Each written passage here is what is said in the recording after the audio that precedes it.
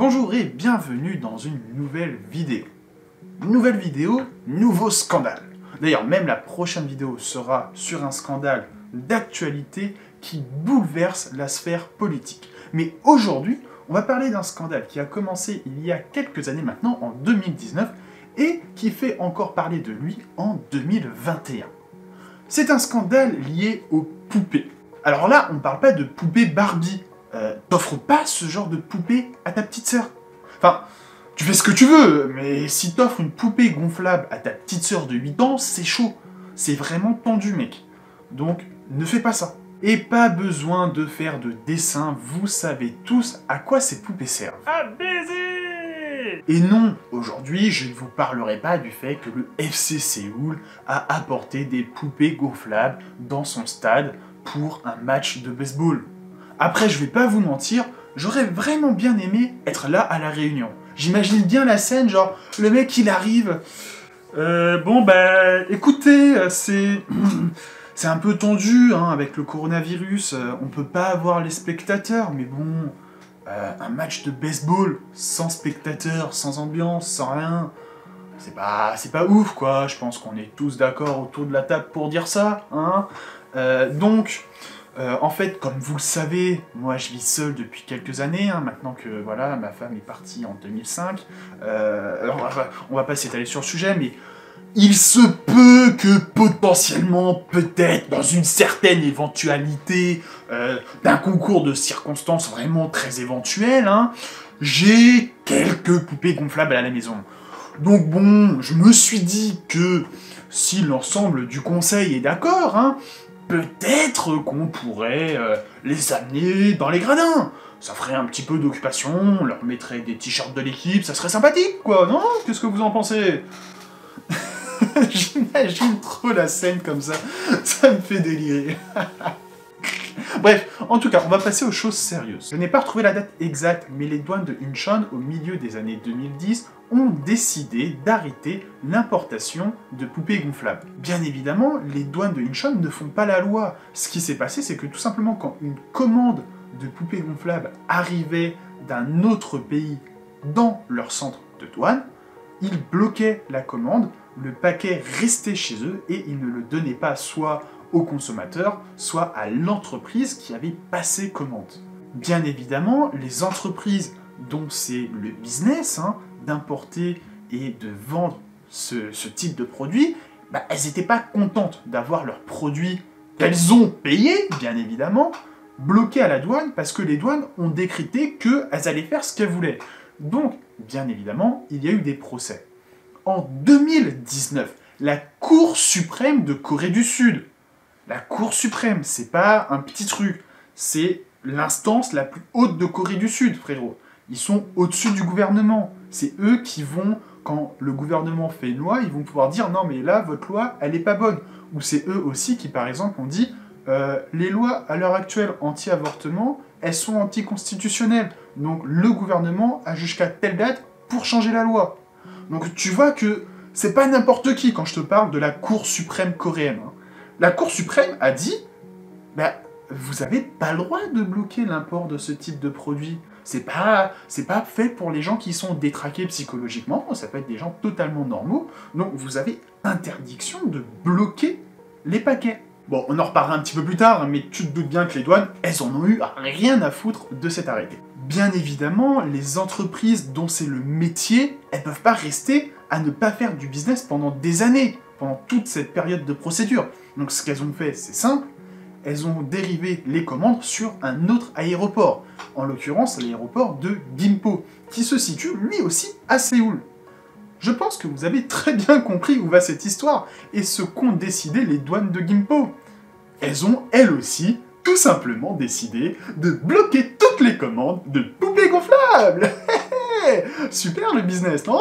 Ici aussi, bien évidemment, il y a eu des procès, et à chaque procès, les tribunaux disent aux douanes « Non, vous n'avez pas le droit de stopper les commandes, merci de livrer les produits aux personnes qui les ont achetés. » Et à chaque fois, que ce soit Gimpo ou Séoul, ils refusent de mettre en application la décision de la justice en disant qu'il y a quand même des personnes en Corée du Sud dont la mentalité refuse que ce type de produit soit vendu. Là, à un moment, les mecs, le raisonnement va falloir le revoir, parce que c'est un peu moyen-moyen. Hein. Et cette histoire, ou plutôt ces histoires, sont terribles pour les entreprises.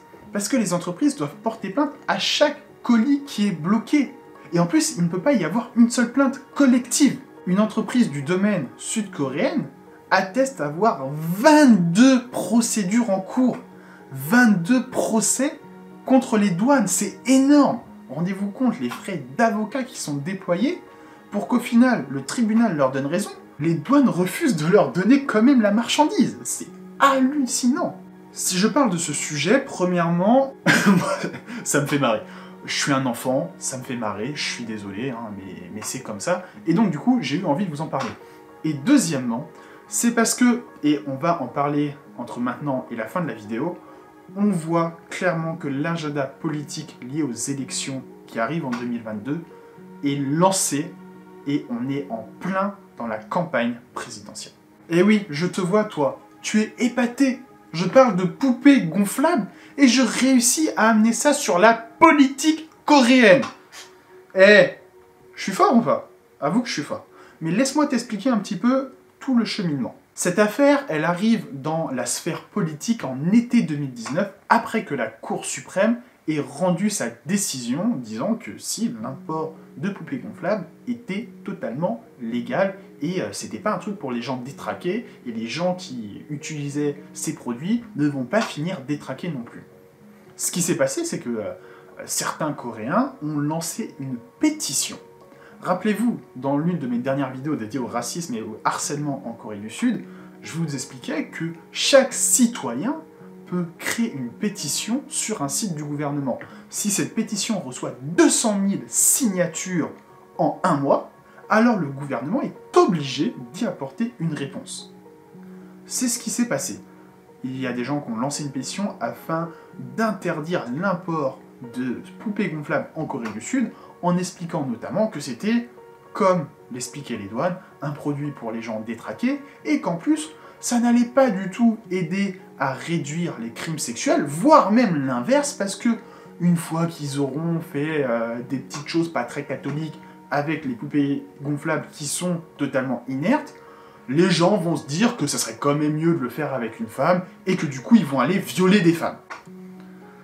Déjà, moi j'ai deux choses à dire. Premièrement, j'ai joué un grand nombre d'heures à GTA. Alors bien que parfois j'avais un petit plaisir, j'avoue, à aller casser la gueule à quelqu'un comme ça dans la rue. Je l'ai jamais fait en vrai. C'est pas parce que tu vas faire des choses avec une poupée gonflable que tu vas terminer à violer des femmes. Enfin, il y a un grand pont quand même là entre les deux. Hein. Et deuxième point important, quand je vous dis qu'en Corée du Sud, le harcèlement scolaire, les gens en ont rien à faire.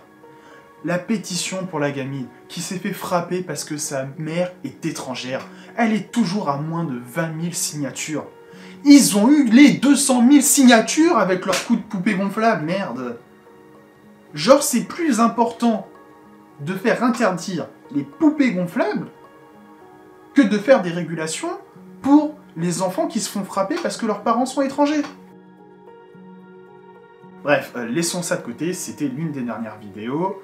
Continuons sur celui-là. Le gouvernement a donc répondu à cette pétition et à tous les points qu'elle apportait. Premièrement, en réponse à ce point, le gouvernement se met derrière la position de la Cour suprême, de toute façon ils n'ont pas le choix, en disant que vu que c'est la Cour suprême et que la Cour suprême dit que non, ce n'est pas pour les gens tarés et que oui, l'import de poupées gonflables est légal, ils ne peuvent pas l'interdire. Un autre point qui est avancé dans la pétition, c'est que se passe-t-il si la poupée gonflable est personnalisée pour avoir des caractéristiques d'enfant.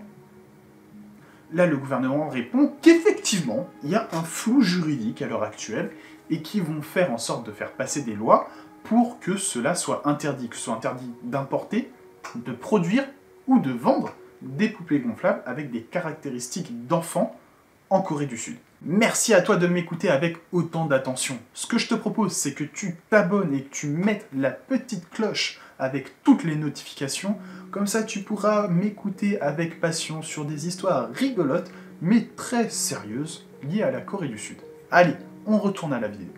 Un autre point aussi qui est abordé, c'est le sens inverse. Qu'est-ce qui se passe si un enfant veut acheter une poupée gonflable? J'ose espérer qu'un gamin de 8 ans va pas arriver dans un sex shop en mode « Bonjour, je cherche une poupée gonflable, s'il vous plaît. » C'est chaud. Non, là c'est chaud, là ça dépasse tout ce que je peux comprendre. Un gamin de 17 ans, c'est vrai que ça peut arriver. Et en Corée du Sud, le gouvernement l'explique très bien, c'est interdit pour les entreprises de vendre ce type de produit à des mineurs. Le dernier point est très surprenant, parce que personnellement, c'est vrai que j'avais pas trop pensé à cette situation-là. C'est qu'est-ce qui se passe si la personne va customiser une poupée gonflable à l'effigie de quelqu'un. Alors, il y a deux situations. Il y a la situation à laquelle tout le monde va penser, c'est-à-dire que si quelqu'un qui a un fantasme sur une chanteuse de Blackpink, de ITZY, de Twice, ou sur une actrice, et fait une poupée gonflable à ses dimensions avec sa tête. Bien évidemment, n'ayant pas son accord. Ça, c'est le premier cas. Le deuxième cas, c'est si la même chose se produit, et quelqu'un qui va faire une poupée gonflable personnalisée avec les caractéristiques, les dimensions et la tête de quelqu'un d'autre, d'une femme, mais qu'il connaît. Ça peut être, je sais pas moi, une amie ou une connaissance au bureau. Tu vois ce que je veux dire. J'y avais pas pensé, honnêtement. Enfin, j'avais pensé au premier cas, parce que le premier cas, c'est relativement connu. Les agences qui combattent ça déjà à l'heure actuelle, notamment sur toutes les vidéos deepfake, les vidéos X deepfake, ça fait souvent, régulièrement on entend parler qu'il y en a, et que les agences combattent ça vraiment très fortement déjà à l'heure actuelle. Mais c'est vrai que dans l'autre cas, c'est un cas, vu que ça ne touche pas des gens connus, on en parle beaucoup moins, alors que ça peut tout autant exister, et le choc peut être terrible. Enfin, je m'imagine, genre, t'es là, t'as rien demandé à personne, tu vis ta vie tranquillou bilou, et t'apprends, ou tu réalises en le voyant toi-même, que ton collègue de bureau a fait une poupée gonflable avec ta tête. Tu vois, c'est chaud, c'est chaud. Et là-dessus, la réponse du gouvernement coréen, c'est qu'il y a un flou juridique aussi, et que, à l'heure actuelle, ils savent pas. Mais qui vont faire en sorte que cela soit sanctionné et qu'on ne puisse pas reproduire quelqu'un sans son accord. Enfin, on comprend par là qu'on pourra toujours personnaliser, mais que si jamais on se rend compte que c'était personnalisé sans l'accord de quelqu'un, alors là, il y aura des sanctions. Bon, j'ai envie de dire, dans ce que je viens d'expliquer, tout ça s'est passé en 2019, et il n'y a rien de choquant, il n'y a pas trop de scandales, enfin, ce sont des décisions plutôt logiques, des réponses apportées à une pétition, rien de bien choquant. Maintenant, passons à janvier 2021. Le gouvernement va faire une proposition de loi pour interdire les poupées gonflables aux caractéristiques d'enfants. Alors ok, il y a eu le coronavirus entre les deux, mais été 2019, janvier 2021, il y a 1 an et demi quand même les mecs. Juste pour faire une loi en disant on interdit les poupées gonflables qui ont des têtes d'enfants, c'est un peu long, non? Allez, c'est un peu en retard, mais ils le font, donc on va leur pardonner. Cependant, il y a un député qui est membre du parti du gouvernement qui fait une déclaration qui fait peur aux entreprises qui sont dans ce secteur. Il y aura une controverse, mais nous pensons que la vente de poupées gonflables peut être totalement contrôlée. Nous préparons des lois connexes. Ce choix pourrait ne pas être choquant du tout, sauf que comme le témoigne Lee Sang-jin, le dirigeant d'un site de produits X, dans une interview avec un média sud-coréen, le gouvernement fait ça de deux façons pas très cool. Premièrement, il n'apporte pas de preuves, d'études scientifiques qui vont attester qu'effectivement, avoir recours à des poupées gonflables augmente la probabilité qu'une personne commette un viol. Je pense sincèrement, s'il y avait un rapport comme ça, toutes les entreprises de l'industrie seraient d'accord pour arrêter la vente, sauf que aucun papier n'est donné. Et deuxièmement, ils font cela sans aucune consultation du secteur.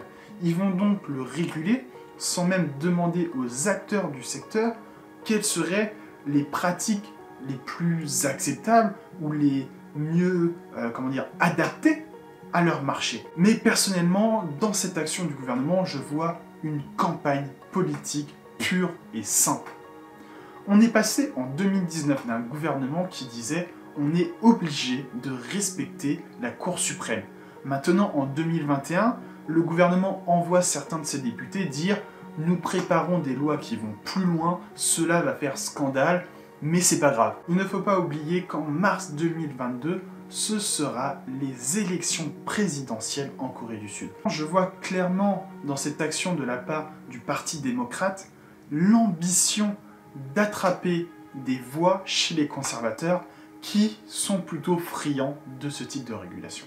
N'hésitez pas à me dire ce que vous en pensez dans les commentaires, ce sera un plaisir d'en débattre avec vous.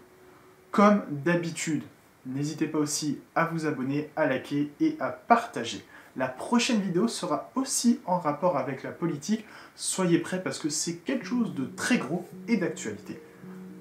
Merci encore une fois à vous et à bientôt.